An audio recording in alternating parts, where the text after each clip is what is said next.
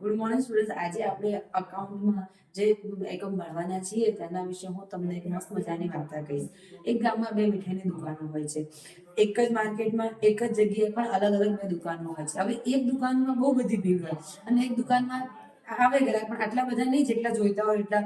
બીજા દુકાનદારે વિચાર્યું કે આને કેમ આટલા બધા ગ્રાહક આવે છે, મારે નથી આવતા.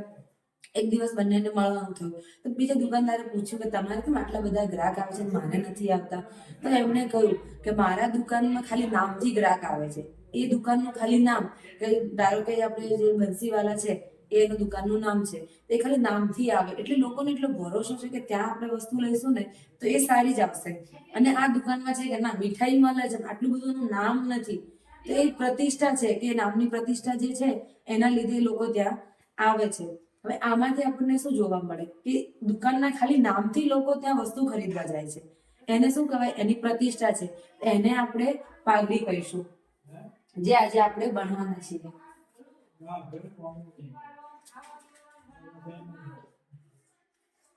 પાઘડી શું છે?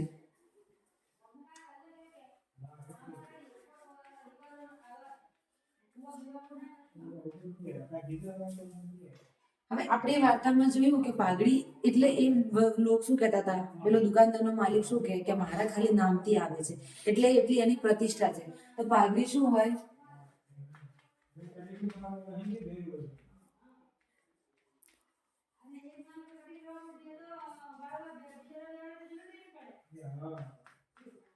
પ્રતિષ્ઠાનું મૂલ્ય.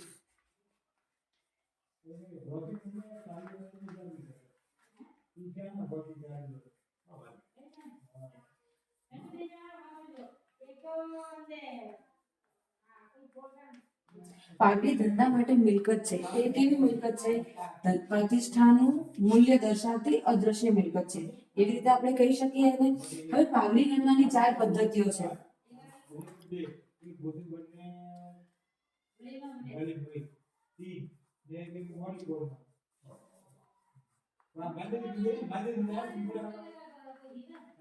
એમાં આપણે પહેલી જોઈશું સરેરાશ નફાની પદ્ધતિ. સરેરાશ નફાની પદ્ધતિમાં આપણે શું કરીએ કે જેટલો નફો આપેલો હોય એ અને જેટલા વર્ષ આપેલો હોય એના વડે ભાગ કરીને આપણે એનો નફો કાઢીએ.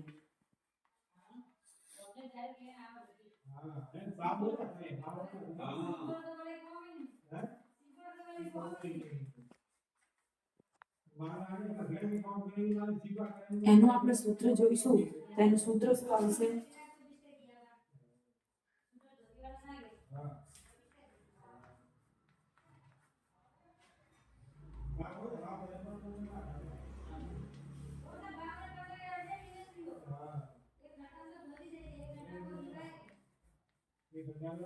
આ છે પાઘડી ગણવાની પહેલી પદ્ધતિ, સરેરાશ નફાની પદ્ધતિ. એમાં આપણે જેટલા વર્ષો આપણને આપેલા હોય એટલા વર્ષોનો ટોટલ કરીશું. એના જેટલા વર્ષનો નફો હશે, 4 હોય કે 5 હોય, એના વડે ભાગ કરીશું તો આપણને મળશે સરેરાશ નફો. અને એની બીજી પદ્ધતિ છે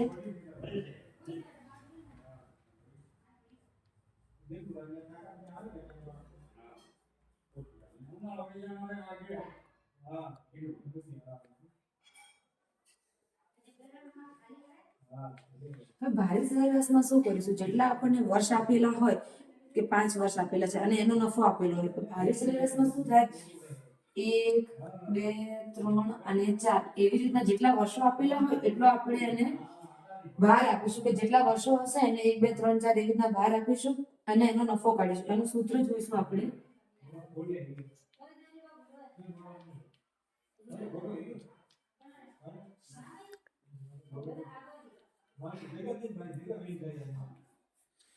ભારિત નફો આપણને કેવી રીતના મળશે?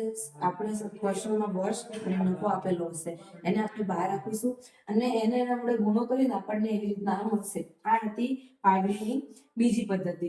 હવે આપણે એની ત્રીજી પદ્ધતિ જોઈશું.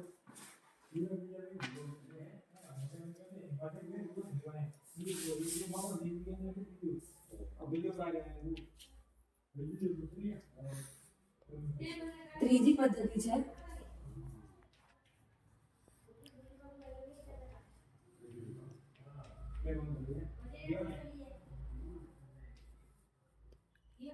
હવે અધિક નફાની પદ્ધતિમાં આપણને સ્ટેપ્સ આપેલા છે, એવી રીતના આપણે પાઘડી કરવાની રહેશે. અને સ્ટેપ છે આમાં પહેલું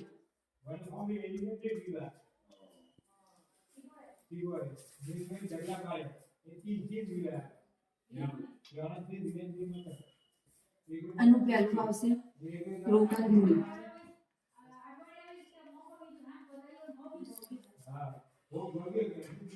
રોકાયેલ મૂડી આપણે કેવી રીતે જ્ઞાત કરીશું?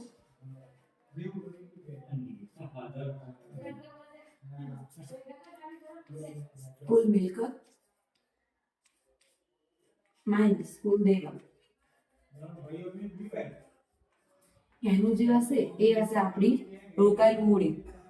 અને એનો બીજો સ્ટેપ અપેક્ષિત વળતરનો દર.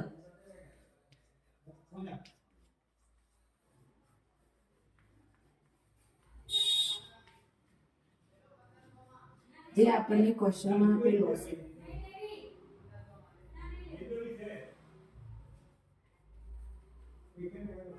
ક્વેશ્ચનમાં આપેલો હશે એનું ત્રીજું સ્ટેપ છે.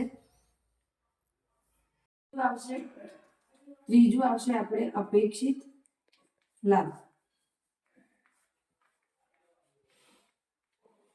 અપેક્ષિત લાભમાં આપણે શું કરીશું? રોકાયેલી મૂડી જે આપણી આવશે, એટલે જે પહેલું લખ્યું તો આપણે એ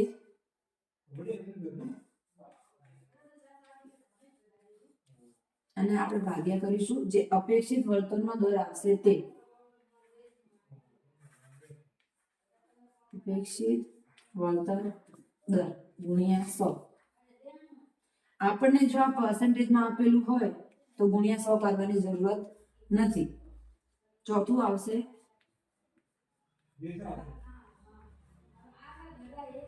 સરેરાશ નફો. હવે સરેરાશ નફો આપણે આગળ જોયા કે જે વર્ષોનો નફો હોય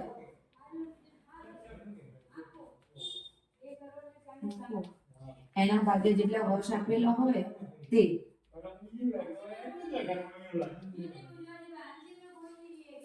આના પછી આપણે જોઈશું કે આપણે ફર્સ્ટ સ્ટેપ રોકાયેલી મૂડી, પછી અપેક્ષિત વળતરનો દર જે આપણને ક્વેશ્ચનમાં આપેલો હશે એ કદાચ પર્સન્ટેજમાં બી હોય એવી રીતના બી આપેલો હોય. પછી અપેક્ષિત લાભ રોકાયેલી મૂડી ભાગ્યા અપેક્ષિત વળતરનો દર ગુણ્યા 100. અને અપેક્ષિત વળતરનો દર આપણે પર્સન્ટેજમાં આપેલો હોય ક્વેશ્ચનમાં. સરેરાશ નફો એટલે વર્ષોનો નફો જેટલો આપણને આપેલો હોય અને વર્ષોની સંખ્યા. એના પછી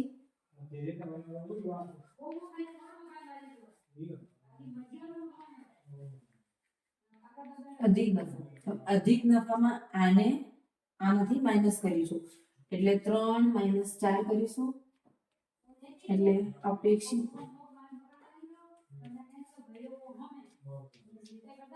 નફો માઇનસ સરેરાશ નફો.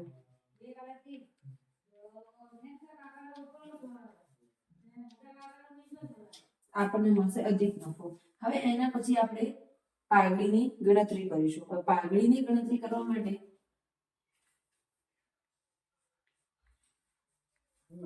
પાઘડી બરાબર અધિક નફો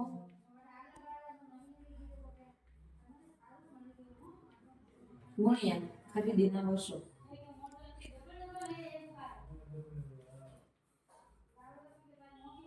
ખરીદીના વર્ષ આપણને જે સવાલ હશે એમાં અલગથી આપેલા છે. એમાં કઈ જેટલા વર્ષોનો લાભ આપેલો એ ખરીદીના વર્ષ હોય જ એવું નક્કી નહીં. 3 વર્ષ 4 વર્ષ એવી રીતના આપણને આપેલા હશે.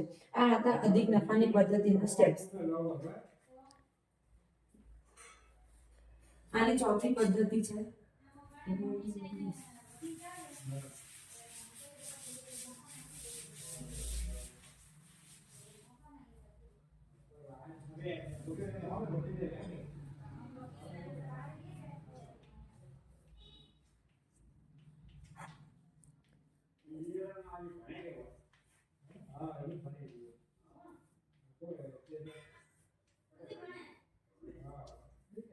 હવે આમાં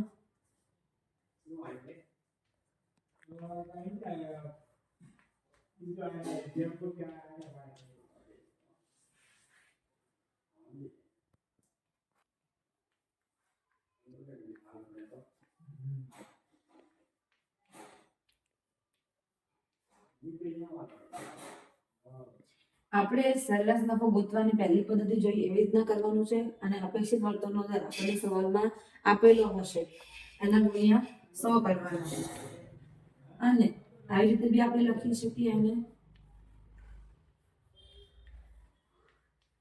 સરેરાશ નફો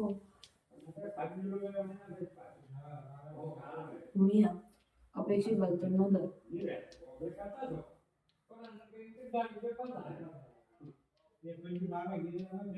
જે પર્સન્ટેજમાં હશે. આ રીતે આજે આપણે પાઘડીના મૂલ્યાંકનની ચાર પદ્ધતિ ભણ્યા અને પાઘડી વિશે સમજ્યા. Thank you.